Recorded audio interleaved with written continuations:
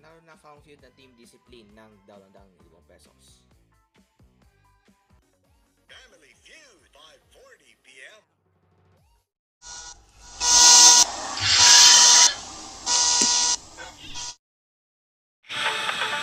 Welcome to my episode that is called Nagmamano pa. That's okay.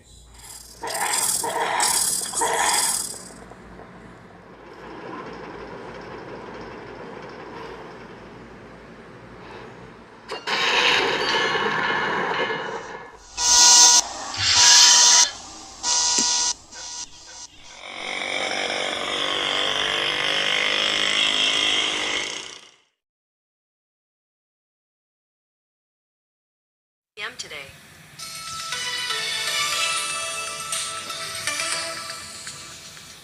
This is DW News. These are our top stories. Israel has been pressing its offensive in Gaza even as Israeli and Hamas negotiators prepare to sit down for indirect peace talks in Egypt. U.S. President Donald Trump says that he hopes the talks will lead to a hostage release and an end to the fighting this week. Yet, over the weekend, dozens of Palestinians were killed in Israeli strikes. Vote counting is underway in Syria after the first parliamentary election since the fall of the Assad regime last year. Final results are due this week. There was no direct vote, with electoral colleges choosing 2/3 of the seats and interim president Ahmed al-Sharaa selecting the rest. Authorities suspended the polls in 3 provinces, citing security reasons. Georgia's prime minister has accused the opposition of trying to topple the government. Iraqi Kobashadze vowed to step up to crack down on dissent after protests over divisive local elections. The demonstrations followed the ruling pro-Russian Georgian Dream Party claiming a landslide victory in local elections, boycotted by the main parties. This is DW News from Berlin. More on the website, dw.com. Judge blocks the administration from sending National Guard troops to Portland, for now. Trump supporters grow concerned about the changes to vaccine advice. And a roller coaster Oktoberfest comes to a close. This is Reuters World News, bringing you everything you need to know from the front lines in 10 minutes, 7 days a week. 10 minutes, 7 days a week. Hamas officials have arrived in Egypt for talks with Israel to end the war in Gaza. Alongside Qatari and US representatives, they're set to discuss President Donald Trump's 20-point peace plan. Trump says the first phase of that plan, the release of hostages in exchange for the release of Palestinian prisoners, should be settled by the end of the week. We don't need flexibility because everybody's pretty much agreed to it, but there'll always be some changes. Under the plan, Gaza would be transformed into a demilitarized zone governed by a temporary technocratic Palestinian committee with oversight from an international body chaired by Donald Trump. While both Hamas and Israel have agreed to some parts of the proposal, pitfalls remain. Hamas hasn't committed to disarmament, and the timeline for Israel's full exit from Gaza is unclear. Jerusalem correspondent Mayan Lubal says while everyone is focused on the first phase, the release of hostages and Palestinian prisoners, that these talks are trying to avoid a phased approach.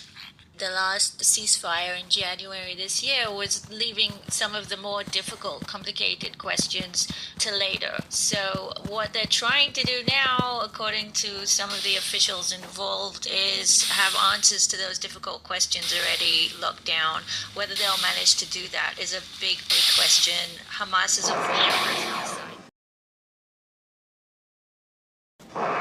It's a question, of course, of who will govern the Strip. With tomorrow marking 2 years since the October 7th Hamas attack on Israel, and with a possible end to the war in sight, pressure is ramping up from both pro-Palestinian demonstrators and from Israelis wanting the return of hostages. In Tel Aviv, demonstrators gathered in what's become known as Hostages Square, while in Jerusalem, Families of those still being held set up what they call a tent for hope outside Prime Minister Benjamin Netanyahu's house. Demonstrations in support of Palestinians, meanwhile, took place in Istanbul, New Delhi, and Amsterdam, where those gathered called for an end to the war and a safe future for Palestinians. And Israel's ruling coalition is at risk of collapse over the Gaza peace plan. Far-right ministers are furious the proposal leaves room for Hamas to survive, even if disarmed. National Security Minister Itamar Ben-Gvir is threatening to quit, and Finance Minister Bezalel Smotrich calls the pause in bombings a grave mistake. If both walk, Netanyahu could face early elections.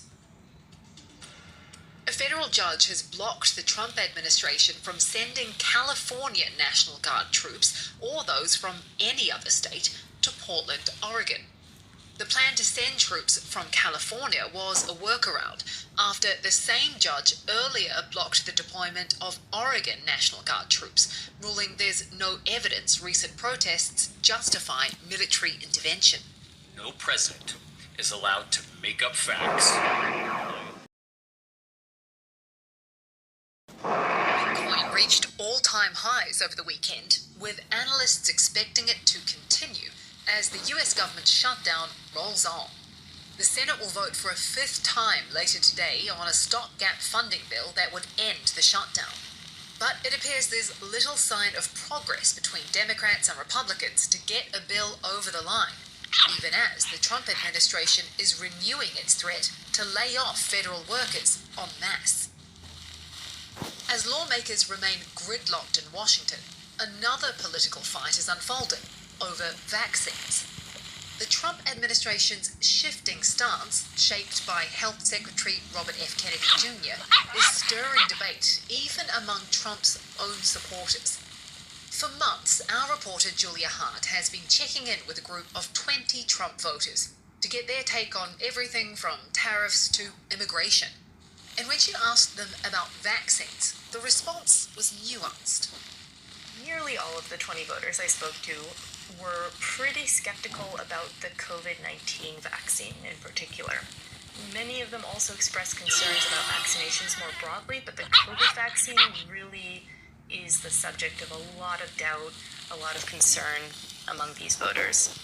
When it comes to traditional childhood vaccines, the skepticism is a little less among the group, particularly the hesitancy to accept dramatic changes, such as limiting access to standard childhood vaccines like the measles, mumps, rubella, or hepatitis B. This group is quite wary of that. Every voter I spoke to in this group of 20 had sort of a red line about the amount of change they would accept.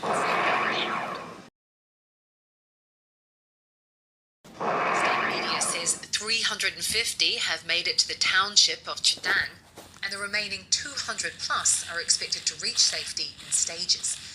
The unusually heavy snowfall trapped nearly 1,000 people in the remote Karma Valley, where temperatures dropped below freezing, and some trekkers suffered hypothermia. And finally today, with the last beers downed and the final chicken bones picked clean, Munich's 190th Oktoberfest wraps up with 6.5 million guests raising a glass, or several, over 2 wild weeks. This year's event was a roller coaster with record heat and a day lost due to a bomb scare. Festival goers managed to misplace more than 4,000 wallets, phones and umbrellas, but not their party spirit.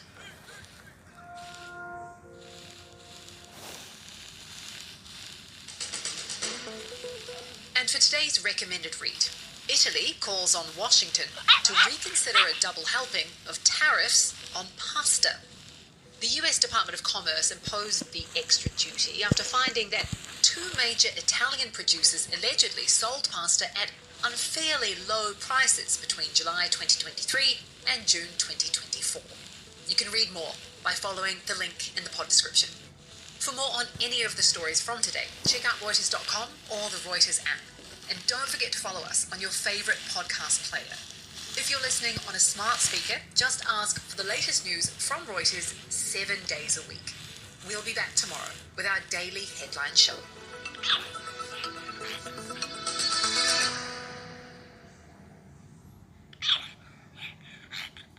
That's it for your news updates.